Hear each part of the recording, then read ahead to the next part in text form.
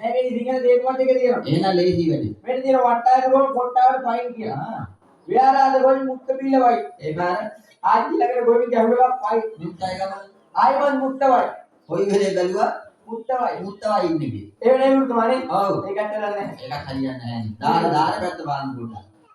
දාර පැත්ත. ඒ වෙන්නේ තියෙන ලියුමක්. කාටේ? අපේ කාටද දන්නේ වෙල තියෙන්නේ. පොඩ්ඩක් බලමු නේ එහෙනම්. එහෙනම් මම කියවන්න කමන්නේ. අවුලන්නේ පස්සේ. වෙන්නේ තියෙන දලදා සම්මු පීනයි කියලා. ඒ මොකෝ අර? සාවත් පොස්තේ ආව දෙන වැඩි දුවරට පාන.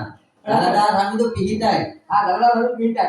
මා ආදරණීය සුදුවයි ආවෙද කියන්නේ. ඉතින් අයියලා අපේ ගෙදරට උඹ ගෙදර තොවිල් ඇවිල්ලා අපේ ගෙදර බයිසිකල් තොප්පිය දැම්මාට අපේ අත්තම්මාගේ කිසිම කමෙන්ට් එකක් නෑ. බයිසිකල් තොප්පිය? ඒ මොකද්ද ඔය? අනේ මන් දන්නේ නැහැ. බයිසිකල් එක. බයිසෙල්ලම. මොකද? බයිසෙල්ලම? ඔව්. නෑ බයිසිකල් එකනේ. ඉතින් අයියලා පෙර ගහුවා හරි ලස්සනයි. ඔයා පෙර ගහනකොට අර නටුවා අයියා හරි ලස්සනයි. ඒ ඇද්දේ කරකව කවන්නේ තුමා. ඇත්තේ? ඒ අයියාගේ ඇද්දේ ගවන්න පුළුවන් නම් මට දුම්බිසක් ගන්න. හොඳට දී වෙනවා. ඉතින් අයියලා පෙර ගහනකොට වාගේ දාරි වටන දුම්බිදල් ගන්නවා. නැතුව ඒකද කළා අපේ අත්තම්මාගේ ඇතුලේ කඳුලටන ගොනුනේ කිව්වා. දුවා මේ ආතර තමයි දුක හිටින්නේ. ආත්තම්ම තමයි හොගේ දුක හිටින්නේ. එදිරින් ආතල සින්දු මේ සින්දු කැලි වගේ ඇලියක් තියෙනවා. ඇත්තේ? පොඩ්ඩක් කියපලා.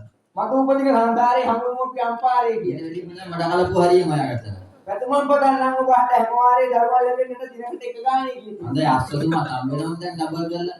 අනේ මන් දන්නේ කටින් ආදාර වගේ උත්තම. එතකොට ඉතින් දෙක ගානේ හුරුවා.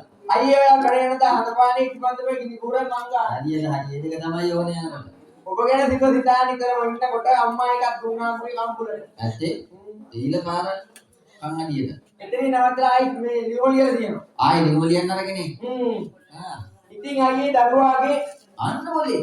උඩුම්ටේ වැඩි දුරුද කොහොමද වැඩි අවුලෙද දැන්. අනේ මන් දන්නේ දරුවෝ තියෙන ලියුම්. ඔට බලමු ලියවල මානේ කාටද. ඉතින් අයියේ දරුවාගේ කිරිපිටි ඉවරයි.